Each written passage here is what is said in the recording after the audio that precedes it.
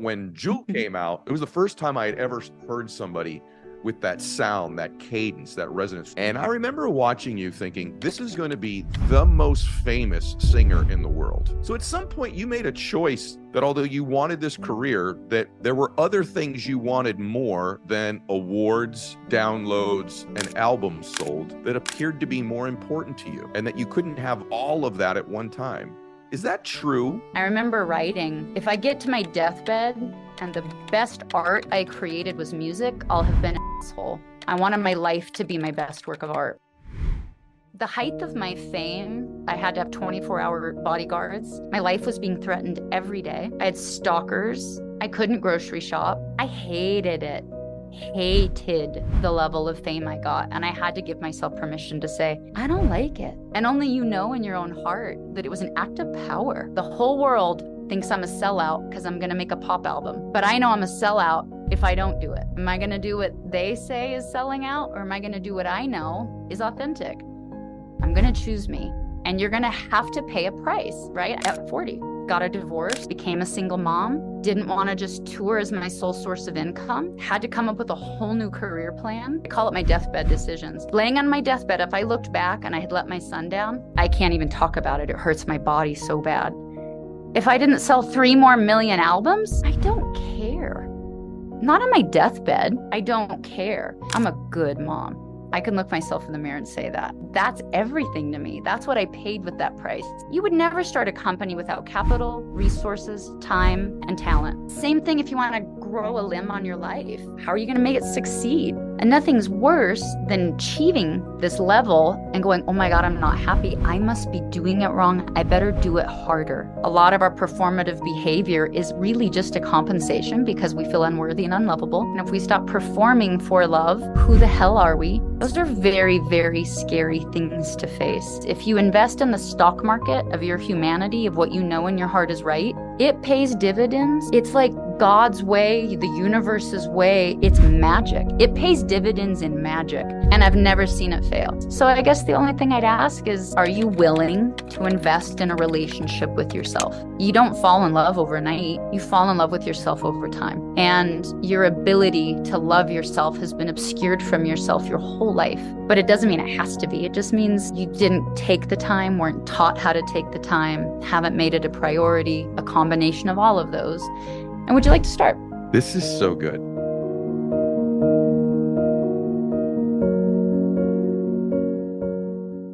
Hey, it's Ed Mylett. I just wanted to thank you for being here, and I would ask you to please subscribe to the show. If you just click the subscribe button here, I would really appreciate it. It helps the show grow so we can get even more successful guests on the program to help you.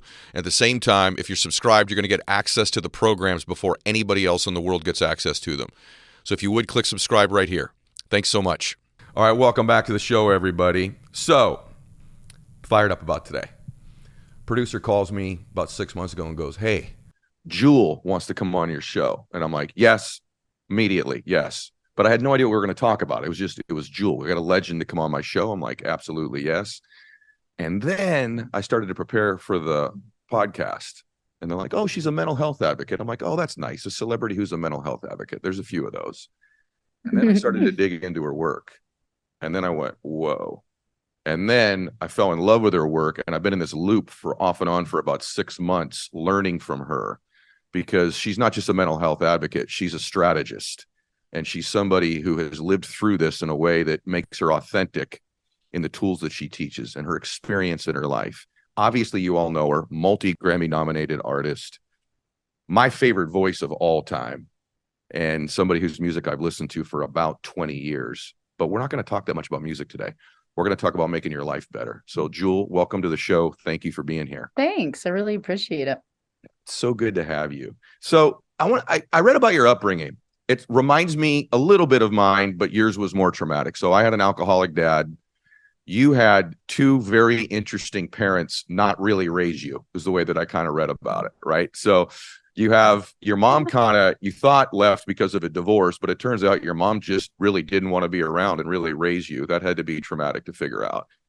And as I take it, your dad was a pretty rough dude, pretty abrasive, maybe even abusive dude who loved alcohol like my dad did. So just set the stage for us about why you needed help with all of the issues that you ended up developing, and what your upbringing was like? Because I don't think everybody knows that story in my audience.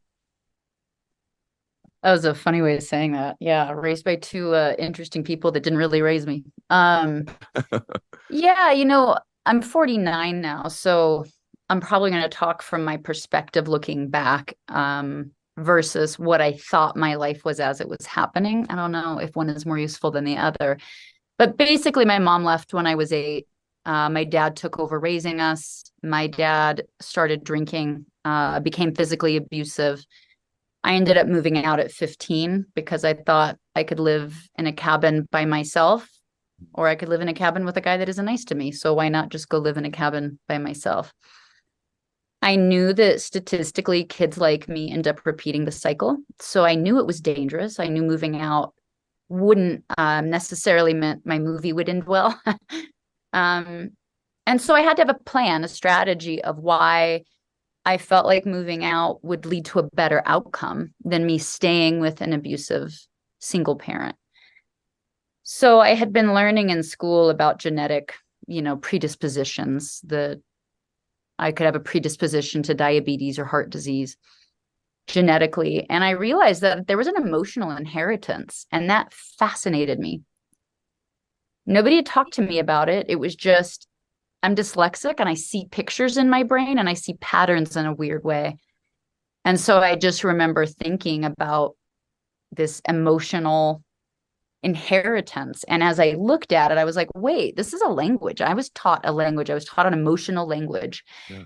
And this language doesn't work for me. I don't like this language, but there's no school to go to learn another language.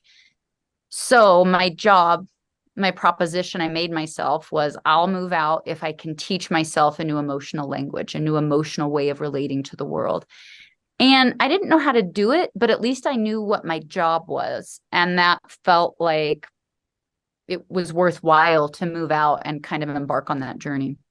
So just a few weeks ago, it's interesting. I told you before we came on, like how our work intersects. So I just did a podcast, a solo episode a few weeks ago on nature versus nurture. And I said, I think one of the things you should do if you're a good parent is actually nurture the child's nature. In other words, find out what their gifts is, their proclivities are, and nurture those strengths that they have. But you and I were raised in ways that I don't know that we knew our nature. And I've heard you talk about this, that at some point you wanted to learn to nurture whatever you thought your nature was. And that at the same time, you said this thing about you really can't be in two states at once. I've never even heard this before. So I want to combine two things. This work you talk about where you're like dilated or contracted. I've never even heard that before. So explain that. And then like this idea of discovering your nature. Yeah. I'll probably start with nature versus nurture. I was an avid reader when I was young and had kind of come across the concept nature versus nurture. And when I moved out, it suddenly made me really quite frightened because of a bunny. I had a bunny named Caramel on the ranch I was raised on, and this rabbit was raised with chickens. It was the safest place for it. It was in the hen house, very protected from predators in Alaska. And so since a tiny, tiny little baby bunny, it was raised with chickens, and it pecked at its food and it waddled. It didn't really hop like a bunny, and it would actually lay on the nests for the hens and it would hatch eggs, which is adorable until you move out at 15 and you go, what if I'm a bunny that thinks it's a chicken? Will I ever know my nature if my nurture was so up?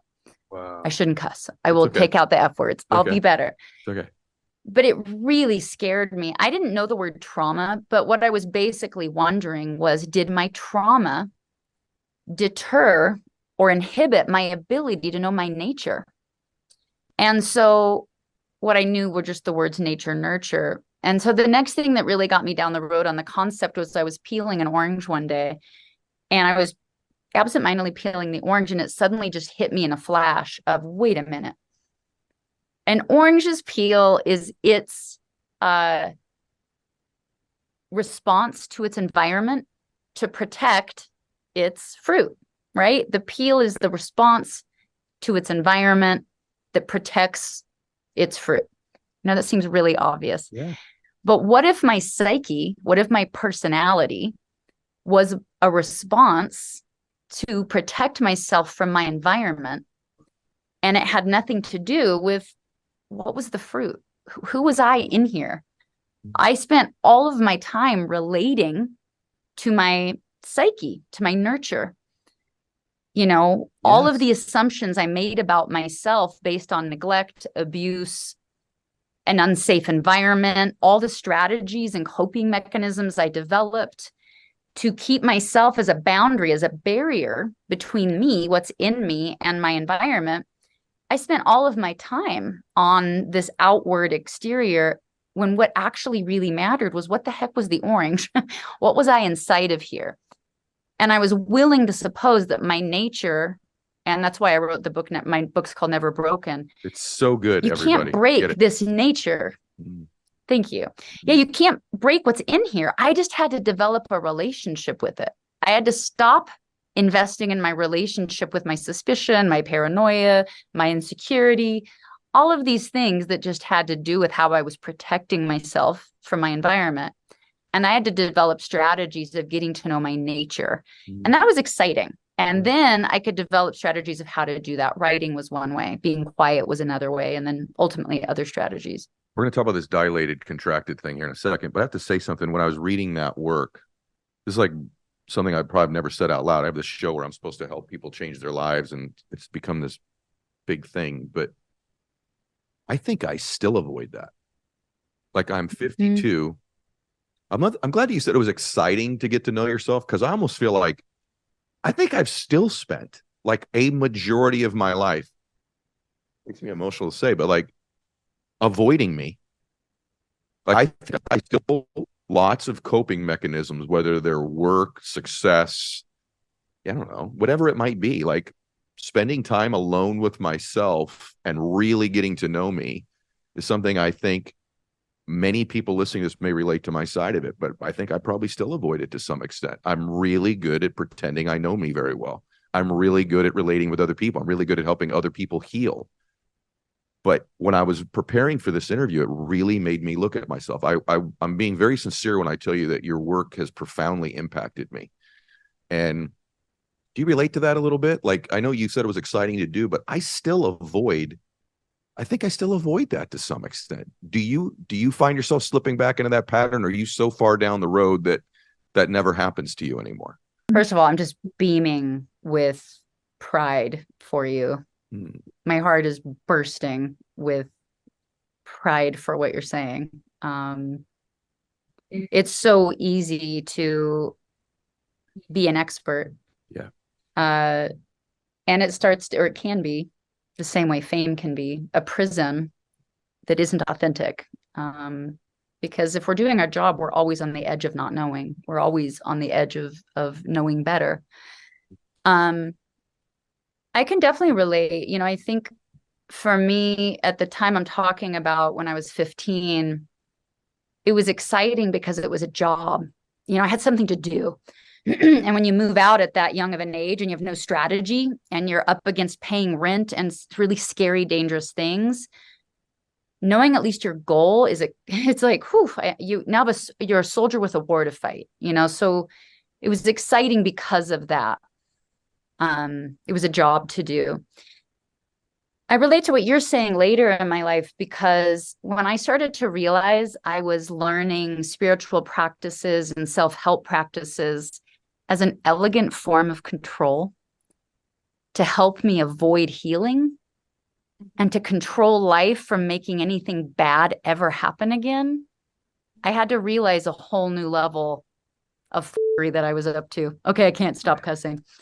It was a whole new level of manipulation that I was trying to manipulate my environment, that my self-growth practices were me just trying to control life and say, if I practice perfectly, if I'm perfectly spiritual, if I'm perfectly healed, no more bad things will happen to me. Well, that's just silly. Bad things happen. We don't get to choose how life changes. We just get to choose how it changes us. What am I going to do about it? I have to tell you, I think we have the same sort of pattern. When I was young, because when you come out of your situation was, I think, significantly more traumatic than mine. I said that earlier. But I had to do a lot of work to become like a baseline functioning person. So I did do a lot of work initially. And then I built all these skills that could produce external results, just like you did. Like you became this prolific artist. And so you get into that stage of your life where, okay, I've healed myself to some extent where now I'm functional. And in my case, I produced companies and wealth and blah, blah, blah, right? Whatever that stuff is, external. And you did as well. You produced this great art, this amazing music. You built this notoriety. And somehow that insulated me from ever spending a lot of time, at least in my case, with myself again. In other words, I built an environment around me, circumstances around me that allowed distraction almost of success or other people or events and things I had to go do. And I never really got around to spending any time with myself again. And I wondered, why am I not enjoying this more? In other words, I'm very functional. I know how to succeed, but I don't really know how to be happy. I don't spend lots of times in the emotion of bliss. I don't spend lots of time. So I'm making other people happy. I'm having success, but I'm not fulfilled. I don't have that mechanism. And I think even now, and this is why I'm kind of going there with you on it, I still don't think I've produced the amount of bliss and happiness in my life that I'm worthy of, that I should have more. Do you relate to that at all? I mean, even like right now, the 49-year-old you who's become this expert, and we're going to talk about a lot of the tools in your site and these other things in a minute. But do you relate to that at all? I do relate. I feel, I relate to what you're saying of, God forbid we're capable people, you can build a world around you that helps give you an even greater illusion of control, and not having to feel vulnerable. And so if I can extrapolate some of what you're saying, you created a world that helped you not have to feel vulnerable. 100%. And that's really uncomfortable for you. Yeah.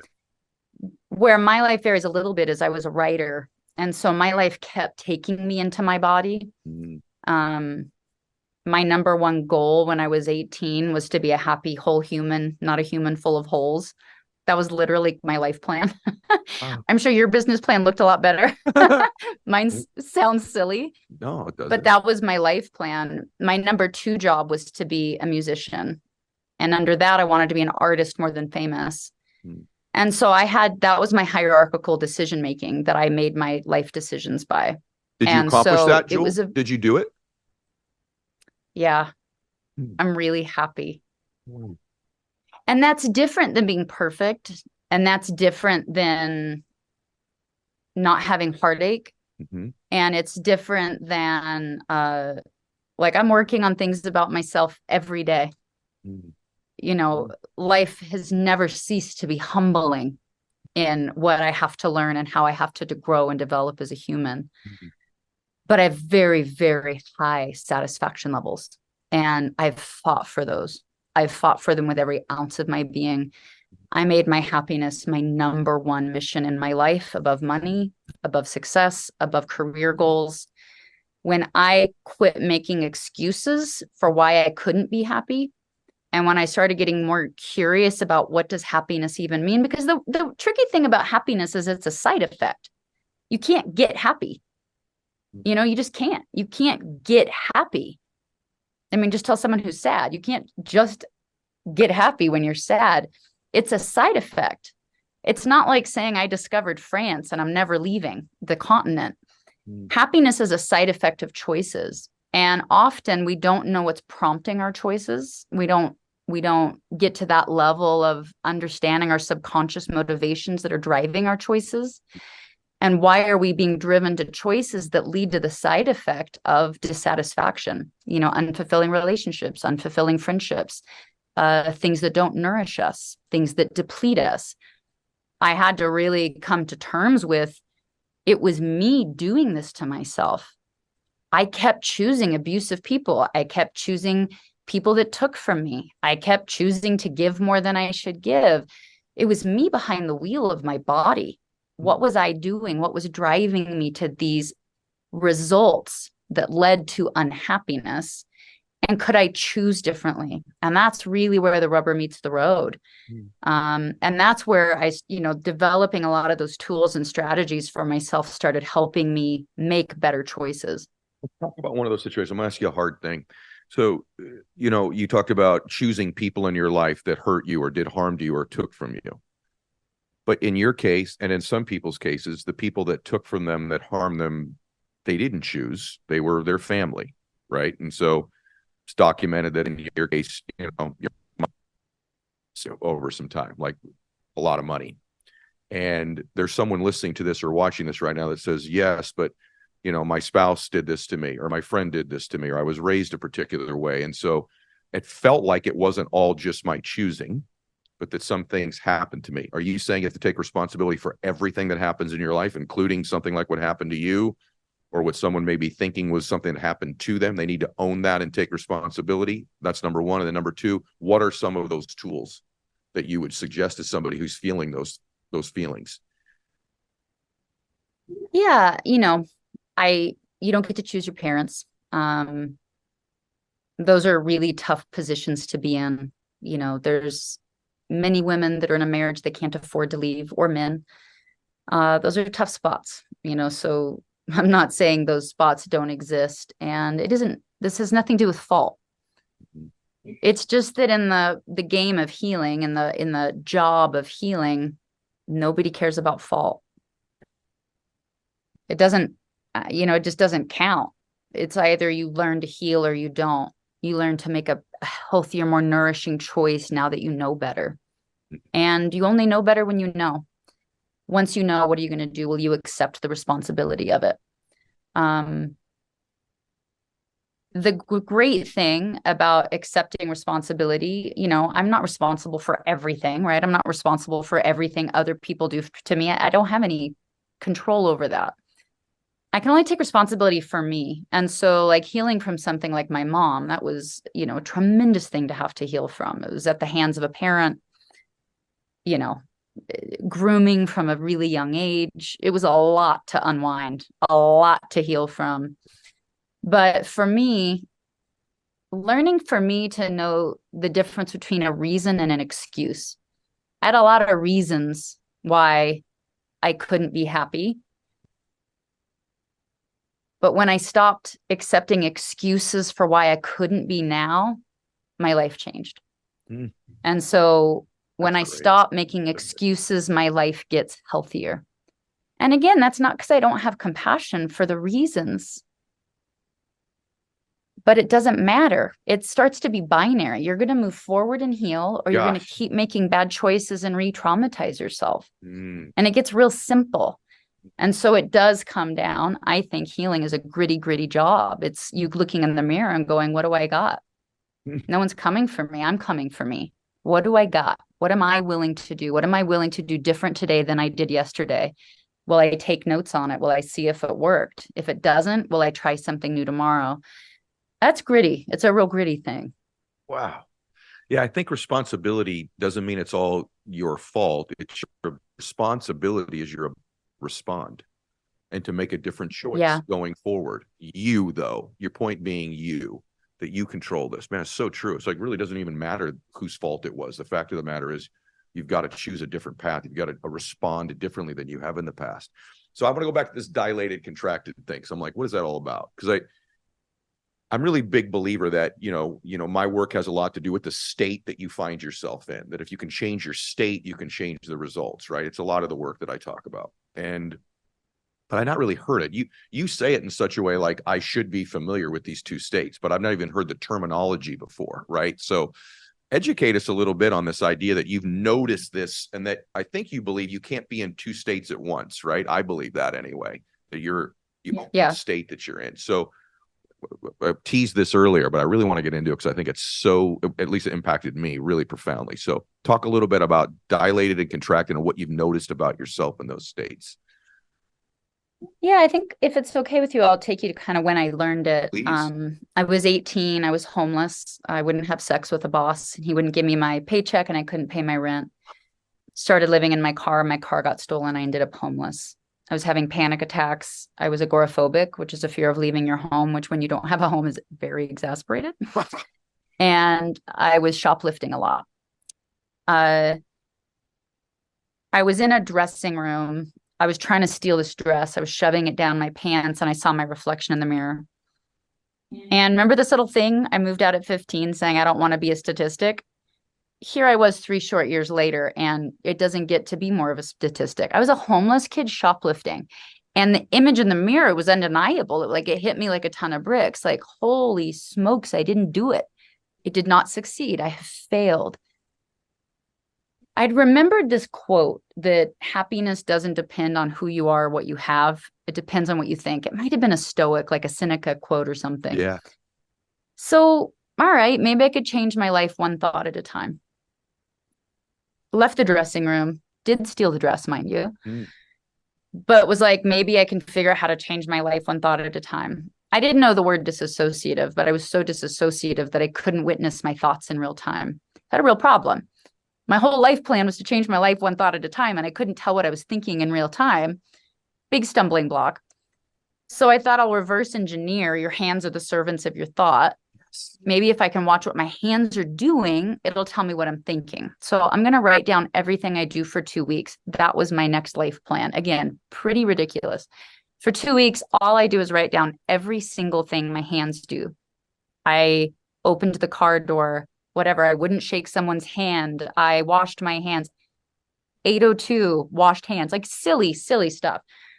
At the end of 2 weeks, I sat down to look at like my data, trying to figure out what I was thinking. And it dawned on me, I hadn't had a panic attack in 2 weeks. Okay. That was so weird. It was like a really strange side effect. And it made me very curious. Why didn't I have a panic attack while I was trying to figure out what I was thinking? What I stumbled on was being present. I stumbled on mindfulness, even though that word wasn't around then. I stumbled on an exercise, following my hands around, forced me to be so present all day long that I couldn't worry about a future that wasn't happening yet and freak myself out into a panic attack. So that was the first thing I just kind of have to say as like a precursor is like, as I talk about dilation and contraction, it's going to be through the lens of mindfulness. It's going to take you developing the muscle of awareness. So the next thing I needed to work on was my shoplifting. That was the number one thing that was going to land me in jail. It was going to change my life forever. Like I had to get a grip on this thing first. So I thought, well, instead of stealing, I'll write. I'll swap it out. I like writing, so this should be so easy. It was not easy. I hated writing when I wanted to steal. And again, why? That's so weird. If I loved writing, I'd written my whole life. Why did I hate writing then? Yeah. Okay. So I shut my eyes because I had begun to cultivate awareness. I shut my eyes and I thought about shoplifting. And you can watch me do it right now. I lean forward. I get excited. I can feel my eyes like pin, almost like a drug response in my body. I can feel my vascular system, my blood pressure rises. I get very excited. My mind gets very sharp. Feels pretty good. Like I get excited and it's intense. Think about writing. Shut my eyes. I think about writing. My body immediately leans back. My voice drops. I get slower. My mind softens. My whole countenance changes. That was so interesting to me. Yeah. Wow. So I wrote down relaxed and excited. And that was like my first way of trying to relate to these two physiological states. And so every time I was relaxed, I kept a journal of 3 things: thinking, feeling, doing. Every time I was excited, I wrote down thinking, feeling, doing. Then as I began to refine these words, I changed it to dilated, relaxed, open, dilated, contracted, excited, anxious, worried. It has quite a few states. So I had these 2 lists. Under dilated, thinking, I had, I'll figure it out, I'll learn. Feeling, I had feelings of generosity, feelings of gratitude, feelings of being honored, feelings of connection. Under actions, I had being in nature, rest, being around safe people, physical activity. On my contracted list, I had thoughts like, I don't know what I'm doing. I'll never know what I'm doing. I'm ugly. I'm worthless. Under actions, I had isolating, not sleeping, not exercising, not going out. Under feelings, I had unworthiness, envy, all kinds of things. So now what I basically had was a map to these two states of being. Yeah. Now I know that that's actually maps to my parasympathetic and my sympathetic nervous system. And my triggers that get me in and out of these two states. And when it dawned on me one day that you can't be in two states at once, your body, you pick one. It's physiological, it's neurological. And also, it doesn't matter if it's a thought that triggers your contracted state, or if it's a feeling, or if it's an action. It doesn't matter. It starts a cascade, and it's neurochemical.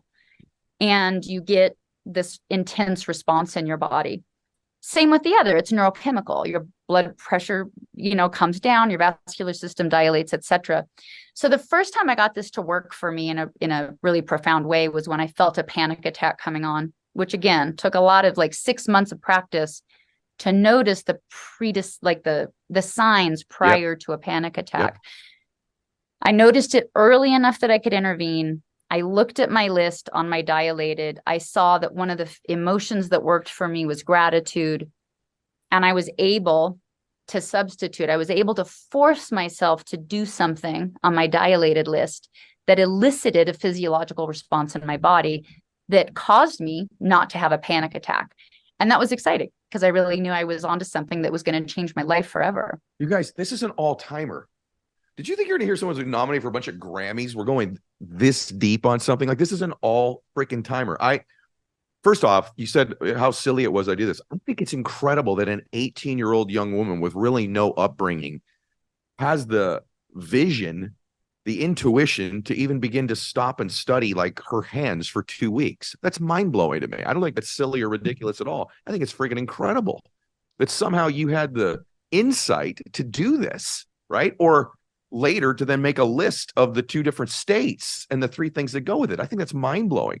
So would you, and you built these two maps, a couple things to unpack there. Number one, a lot of this is neurology, everybody. You're in a neurological state. And if you're aware that that's the case and you build a map to shift that state, now you can own the state that you want to be in. That's the deep work that when she's, you have people, mental health advocates all the time, you got to work. What work?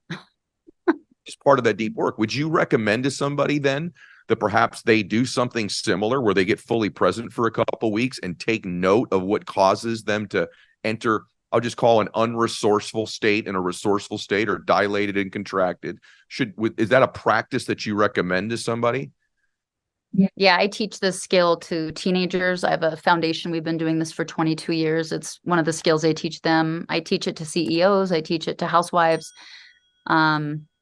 This will benefit anybody because you are the expert on you. And this is something I really want to emphasize. For me, I never had access to therapy when I was young. Yep. And then when things went down with my mom, I had money for therapy, but I had somebody mess with my mind. Yeah. And so I didn't want to have a therapist. It was scary to me. And so all the tools that I've developed had to work for me inside my own body. And it made me very interested in helping other people that don't have access to therapy, or if they have therapy, really maximizing the results they're going to get out of it. Because, if anybody's listening and you have therapy and it's not giving you the results you want, it's not the right therapist. Don't be afraid to fire your therapist. Mm-hmm. You're not broken. It's just like taking your car to a mechanic and they may not know how to work on a BMW. That's cool. You're a Toyota, no problem. Go find a different mechanic. But these types of tools really help make it takes advantage of the fact that you are the you expert. And if you're willing to observe yourself and you're willing to study yourself, you're going to have the key to your parasympathetic nervous system and your sympathetic nervous system. You're going to know the triggers that get you more than anyone else. Now, where again, the rubber meets the road is once you know, like a thought that used to unend me was, I don't know what I'm doing. I didn't know what I was doing. It was true. Right. But if I focused on it, yes, it would just send me into a tailspin. Mm-hmm. So once I knew that about myself, could I abstain? Could I abstain from that thought? Well, you don't live in a vacuum, right? You have to replace it. I don't like affirmative thinking. It just never worked for me because it felt like lying. Same here. So an affirmative thought. So if I'm like, I don't know what I'm doing, and I know that's my negative thought, my affirmative thought might be, I know what I'm doing. I tried it. I looked in the mirror.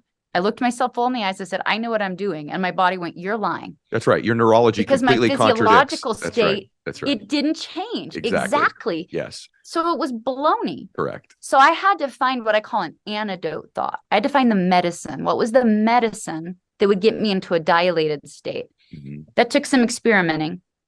The sentence I ended up finding that worked was, I won't quit till I learn. Oh, to this day, it makes me tear up. Mm-hmm. It is so true about me. Mm-hmm. So then it came down to practice. When I started working myself up, I don't know what I'm doing. I don't know what I'm doing. Building the awareness to say, I notice I'm doing it. I'm not going to consume that. I'm going to consume this. I won't stop till I learn. And literally, it's sometimes just clinging to saying the sentence over and over so that your body can relax. Or choose anything else on your dilated list. It could be a thought, a feeling, or an action. Get your body into a different state. Now you're not going to have a knee-jerk response, right? A neurological knee-jerk response that is your nurture. Yeah. You're going to be able to have a thoughtful, formed response that's in alignment with your nature. That's pretty cool. Okay, that's an Instagram clip right there, what you just said, because that's so good. Let's rewind the last 5 minutes. I want to unpack a couple things there because our work overlaps so much, but I just want to validate. By the way, some of you may be listening is going, look, I don't have all this trauma. How's this relate to me? The pattern and the tools that Jewel just presented, just there, right there, could be the trigger for you to become in a very resourceful, successful peak state, as opposed to an unresourceful, lazy, unproductive state. It may not be sad or happy or anxiety or fear versus power. It may be just success. The athletes use these states to perform.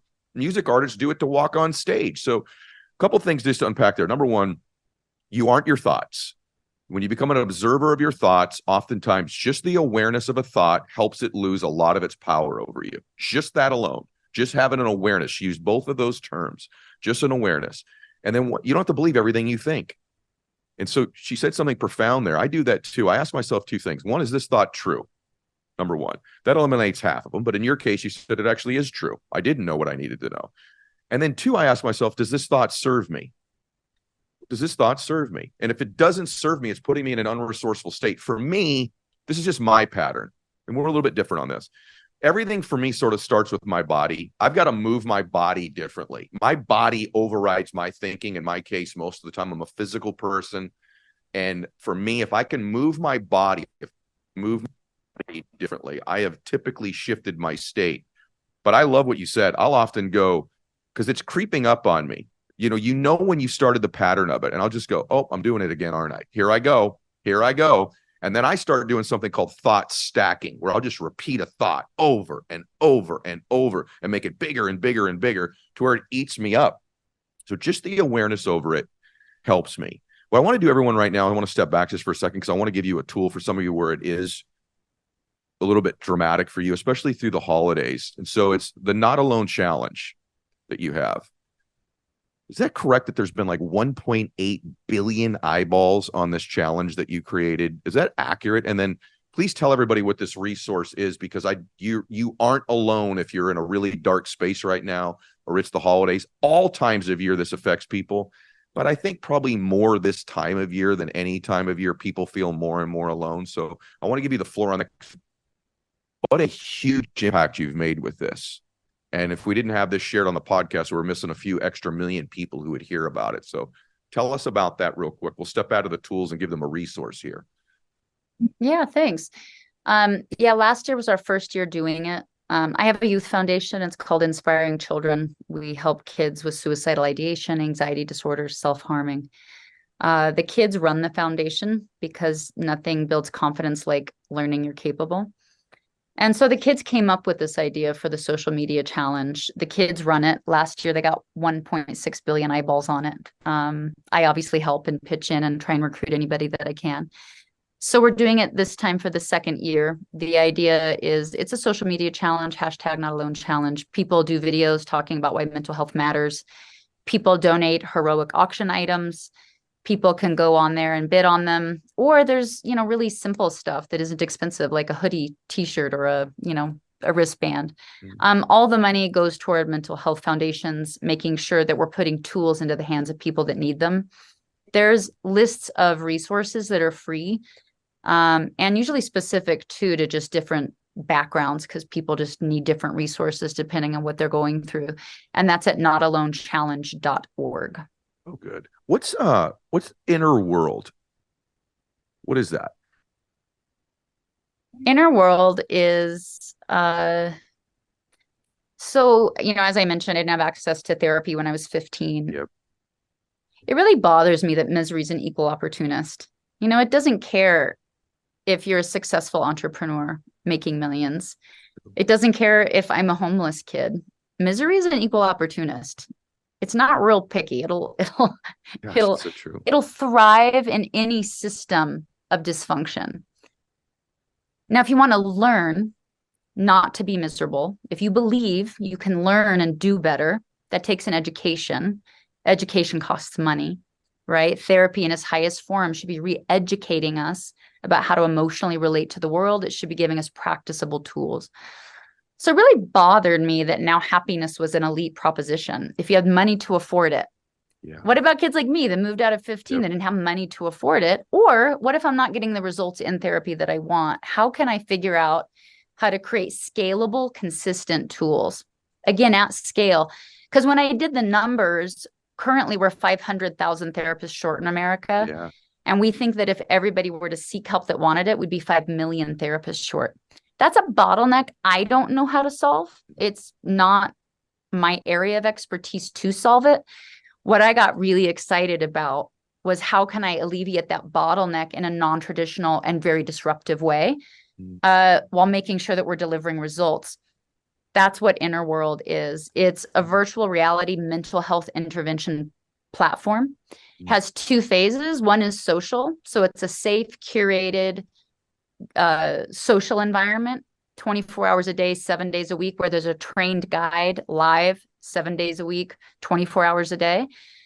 The other side is education, taught in groups of 30. So let's say your cat dies at 3 a.m. You can come into Inner World. There's a trained guide in a social environment, and you say, my cat died. I'm freaking out. That was my best friend. It was my only connection to the world. The guide might say, have you ever seen the grief cycle? That's a documented DBT. Many psychologists use this grief cycle. You can see this grief cycle now in VR. You can see where you're at on it and go, okay, there's a beginning, a middle, and an end. This is where I'm at. The guide might say, tomorrow we have a class just on grief at 1:00. Would you like to attend? And so the next day you can log on. You'll be anonymous virtually in a group of 30 people with a trained guide where you'll be taught a DBT or CBT skill. These skills have been studied for 20 and 30 years. They're known to work. They're used by psychologists and therapists. We just take them out of a psychological one-on-one setting and we teach them in group settings. And then we track outcomes. So we are a clinical research platform.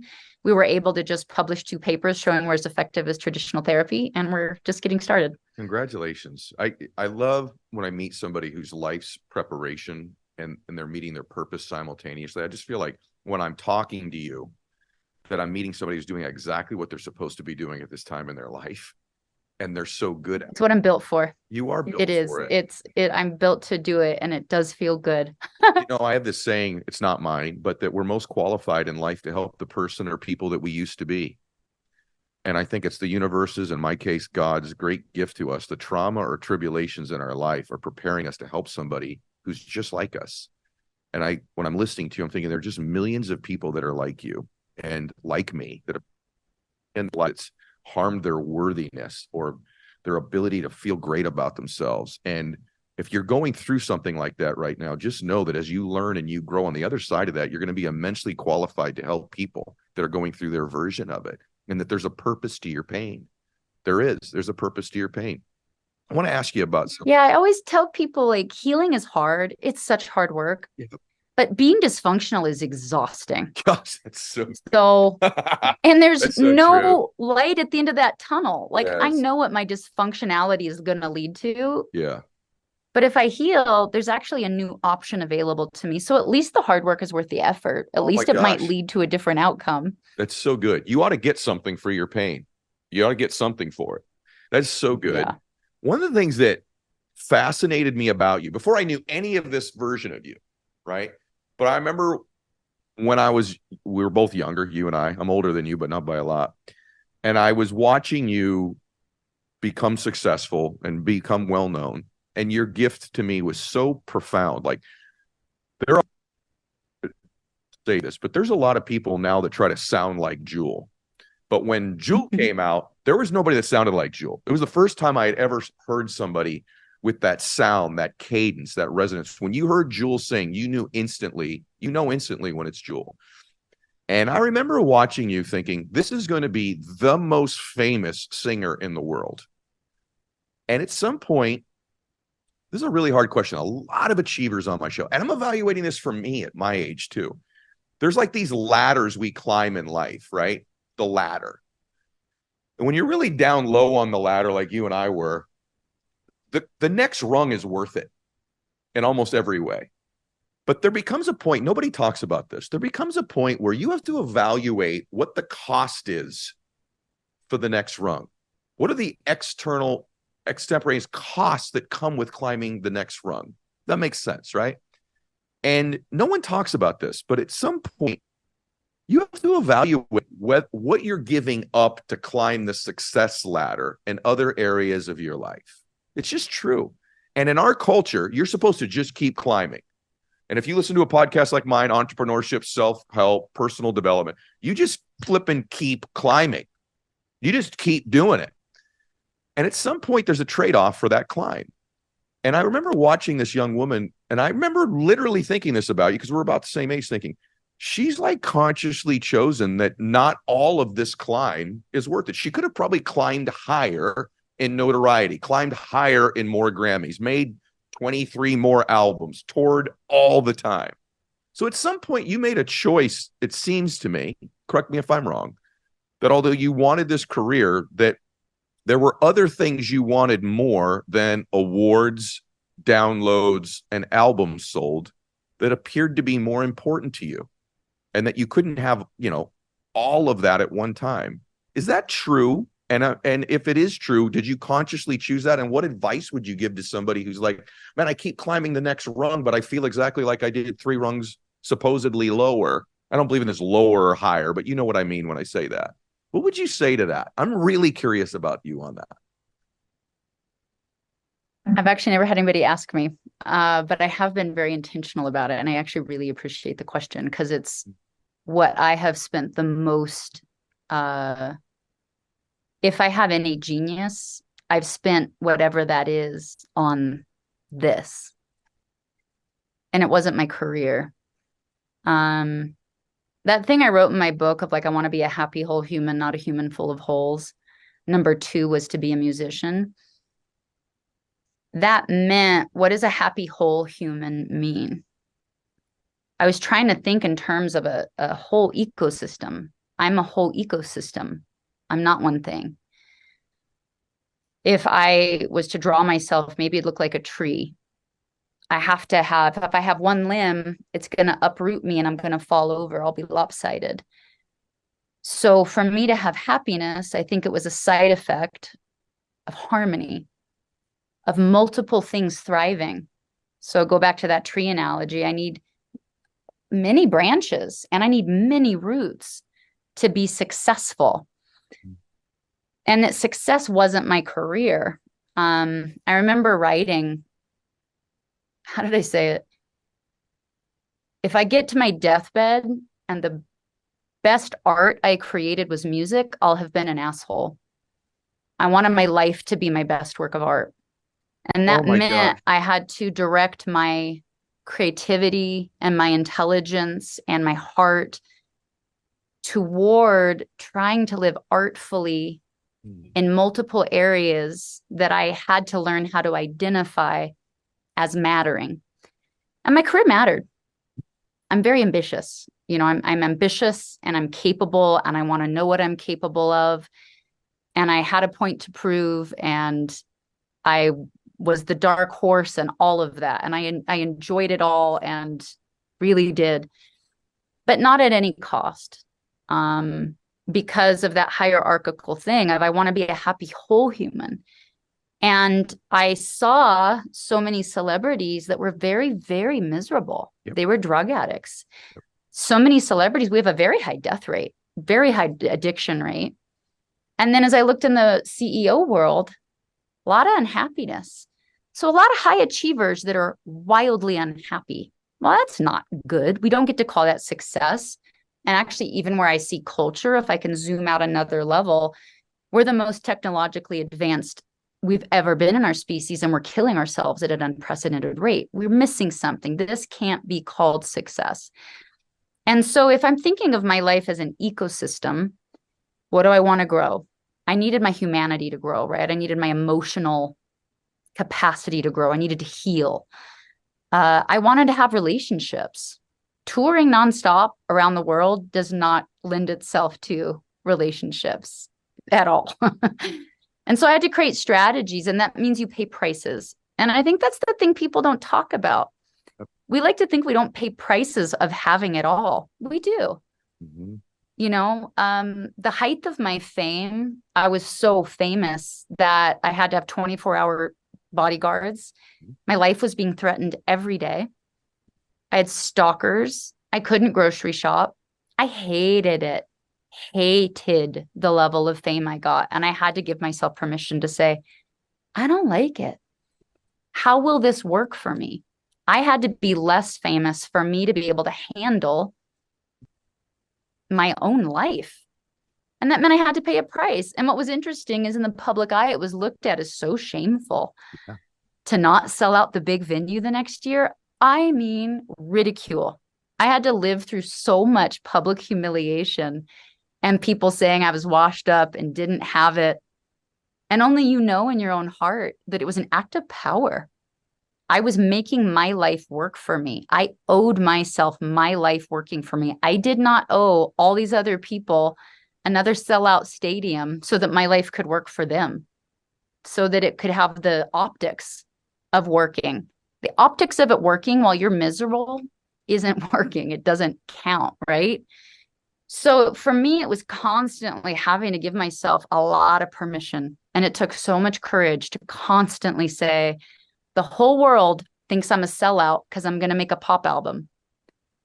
But I know I'm a sellout if I don't do it. So what am I going to do? Am I going to do what they say is selling out, or am I going to do what I know is authentic? I'm going to choose me. And you're going to have to pay a price, right? I paid a price. I did a pop album called 0304. Oh my God, you would have thought I murdered a human. It was hysterical. Nobody wanted a 90s credible singer-songwriter to make a pop album. Nobody had ever done it. It wasn't done. I mean, I got called into one of the most powerful music executives' offices, and he was told, nobody wants this generation's Joni Mitchell to wear a miniskirt. You knock it the F off. Whoa. I didn't even know this man, but that's the kind of heat that I was taking. Mm-hmm. But I knew if I didn't follow my heart and do the music I wanted, that was a sellout. But I was the only one that knew it at the time. And so for me, it's constantly saying, at 40, got a divorce, became a single mom, didn't want to just tour as my sole source of income, had to come up with a whole new career plan. You have to reinvent yourself over and over so that I can meet the needs of that limb I want to grow. And I wanted to be a mom. I know I'd never forgive myself on my deathbed. I call it my deathbed decisions. Yeah. Laying on my deathbed, if I looked back and I had let my son down, I can't even talk about it. It hurts my body so bad. I could see it on your face. If I didn't sell 3 more million albums, I don't care. Yeah. Not on my deathbed. Yeah. I don't care. So knowing I'm 40 years old, I want to do right by my son, that means you have to get very strategic. Just like growing a business, you have to make a plan. What does being successful look like? And then how can I set up success for that? One was learning how to make money in other ways so that I could be available and present as a mom. One was learning to heal from different types of trauma so that I could show up and be present as a mom. Now I paid a price. I didn't make an album for 7 years. You don't go back to the same level you were at. Right. You don't. Yep. You pay a price. Yep. And that's the thing that, like, it's, that going in, and you're willing to pay that price. It was my honor to pay that price. And I can't sell out the size venues I was prior to that. And when I read articles of like, oh, whatever might be shaming about that, I have to laugh, because that was my price. It was my honor to pay that price. I know what I bought with it. I'm a good mom, and I wasn't taught to parent. I'm a good mom. I can look myself in the mirror and say that. That's everything to me. That's what I paid with that price. So I think, like, if we can be very strategic, and just as strategic as you are about building businesses, and you would never start a company without capital, resources, time, and talent. Same thing if you want to grow a limb on your life. How are you going to make it succeed? I can't say I'm going to go be a great mom while I'm also trying to go still be the most famous person in the world. It doesn't work like that. I'm sitting here so grateful for this conversation. One, it's the best time of my life to have this conversation with you. But at the same time, sometimes I'm doing the show and I'm like, okay, we're changing lives right now. And there's so much of what you just said that I just want to acknowledge. And I'm going to ask you one more question. I got to tell you something, like this idea that you don't re-audit your life from time to time and say, is this still my current dream? Is this still my current dream? And then negotiating the price is okay. It's okay to say that this is going to cost me something and it's worth it to me. But you have to be honest with yourself about what it's going to cost you. And it's okay to say at some point, I just think a lot of people I think our culture now is like, just climb your career and then get around everything else, especially in the industry that I'm in. It's like, just keep climbing.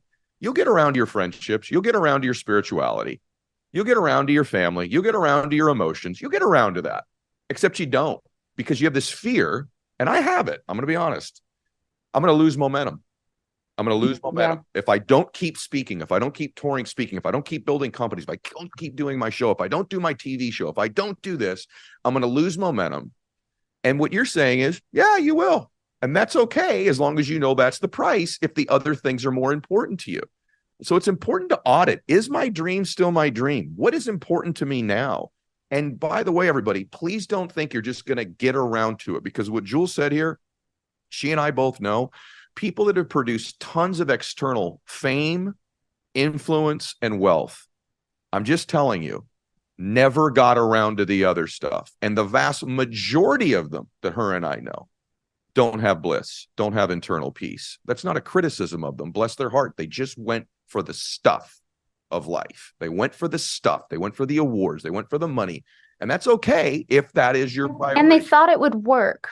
By the way, nobody does that because they think it'll make them miserable. They do it because they think it'll make them happy. That's right. And nothing's worse than achieving this level and going, oh my God, I'm not happy. I must be doing it wrong. I better do it harder.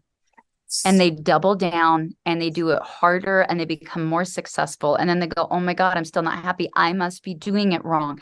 I better do it harder. And then, look, a lot of our ego gets tied up into it, our self-worth. A lot of our performative behavior is really just a compensation because we feel unworthy and unlovable. And if we stop performing for worth, and if we stop performing for love, who the hell are we?